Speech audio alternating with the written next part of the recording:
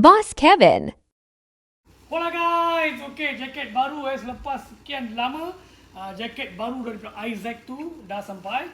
Okay, sangat menarik untuk saya lah dan sangat selesa lah. Okay, Isaac tu dengan yang jaket lain apa beza? Isaac tu made in Pakistan made in Pakistan. So dia punya fitting yang memang sedap gila.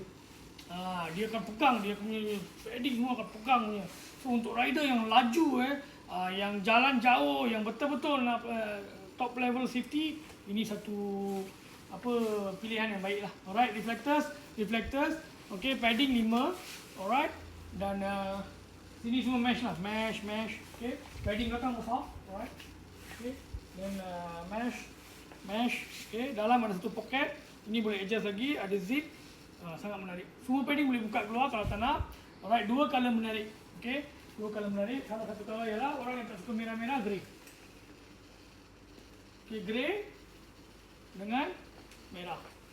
Okey, bagus. Bila anda dah pergi kari kambing ke atau biryani ke apa, masa ride, tiba-tiba perut perlukan pengembangan. Okey, perkembangan sini ada. Okey, boleh buka tepi dah jadi macam jaket